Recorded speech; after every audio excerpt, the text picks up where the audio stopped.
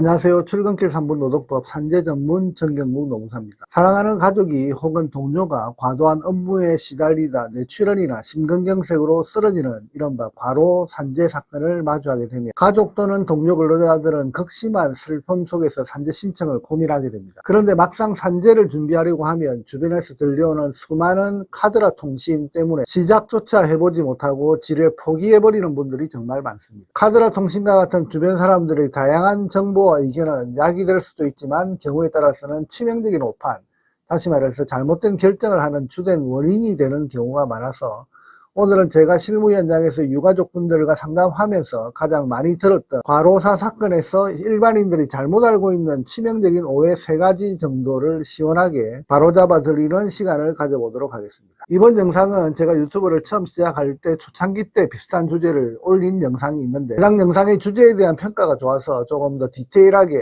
리메이크 영상으로 만들었으니 끝까지 한번 들어보시면 많은 도움이 되실 것으로 생각됩니다. 첫 번째로 가장 많이 하시는 오해가 있습니다. 과로로 자택이나 출퇴근길에 쓰러지면 산재 승인받기가 어렵다라고 하는 내용입니다.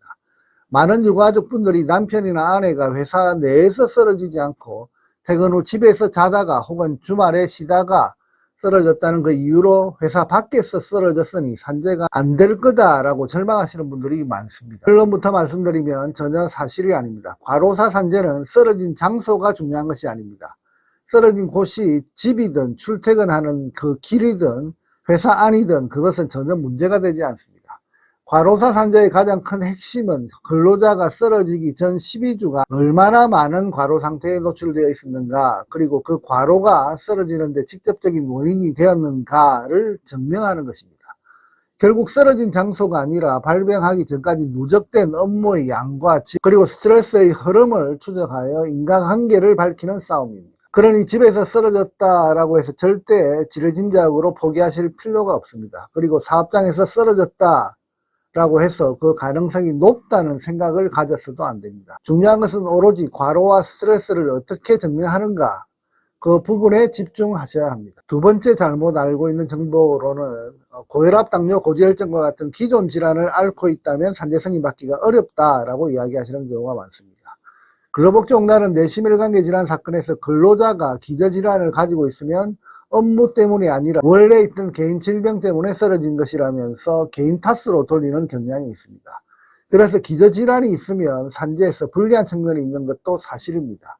하지만 기저질환이 있다고 해서 결코 산재 승인이 불가능한 것은 아닙니다. 오히려 발상의 전환이 필요합니다. 고혈압이나 당뇨를 앓고 있다 하더라도 과거 10년간 병원에서 혈압과 당뇨약 등을 다 먹으면서 수치를 정상적으로 잘 관리했다라고 하는 기록이 있다면 오히려 자신의 건강을 잘 관리한 측면을 강조해서 유리한 측면으로 제시할 수 있습니다. 이렇게 10수년을 아무 문제 없이 잘 관리해 오시던 분이 그동안 회사의 살인적인 과로와 스트레스에 시달리면서 결국 그 균형이 깨져서 쓰러진 것이다 라고 주장한다면 오히려 평소의 성실한 질병관리가 과로사를 입증하는 강력한 무기로 탈바꿈하게 될 수도 있습니다. 결론적으로 개인의 건강 상태가 무조건 사망의 단일 원인이다 라고 단정 지을 수 없고, 기저질환이 있다 하더라도 기저질환을 잘 관리하면서 정상적인 업무활동에 지장이 없었다는 점을 강조할 필요가 있습니다. 그리고 다른 건강한 직원들보다 적은 과로 및 스트레스에서도 발병의 위험성은 크다는 측면을 강조해서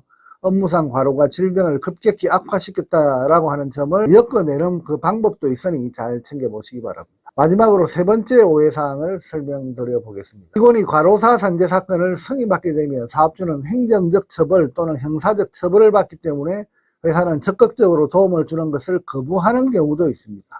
유가족 중에는 회사나 사장님에게 피해가 갈까봐 혹은 회사가 처벌을 피하려고 산재 조사를 조직적으로 은폐할 것이 두려워서 망설이는 분들도 꽤 있습니다. 결론부터 말씀드리면 이 역시 잘못된 상식입니다.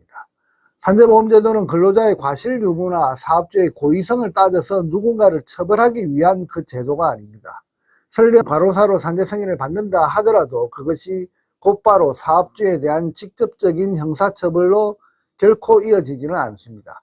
물론 사장님이 근로자가 당장 내일 쓰러져 죽을 것이 뻔히 알면서도 악의적으로 강제로 일을 시켰다면 형법상 책임을 물을 수 있겠지만 일반적인 직장 생활에서 그런 고의성을 가진 사업주는 거의 없습니다. 따라서 근로자의 사망 원인이 과로로 인정되어서 산재 보상을 받는다고 해서 사업주가 직접적인 처벌 대상이 되는 것은 아니므로 불필요한 걱정이나 오해 때문에 정당한 권리 행사를 머뭇거리실 필요가 전혀 없습니다. 특히 업무상 질병으로 사망한 과로사 사건의 경우 산재보험료 인상의 효과도 전혀 없다라고 하는 것이 산재보험법에 명시되어져 있기 때문에 이 점도 잘 체크하시기 바랍니다. 결론적으로 정리해 보겠습니다. 오늘 말씀드린 세 가지 오해.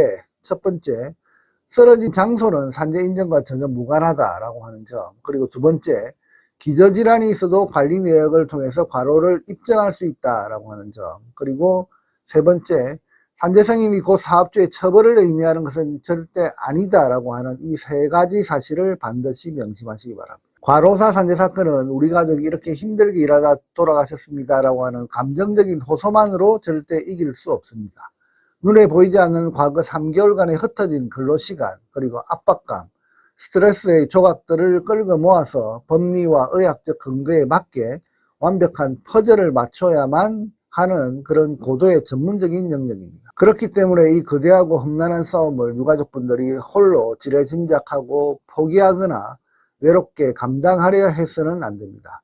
억울한 죽음 앞에서 그 어떤 추측도 내려놓으시고 사건 초기부터 반드시 산재전문노무사와의 정확한 진단과 조력을 받으시길 강력히 권해드립니다. 오늘 영상이 억울함을 풀고자 하는 여러분들께 큰 도움이 되셨길 바라면서 도움이 되셨다면 구독과 좋아요를 부탁드립니다.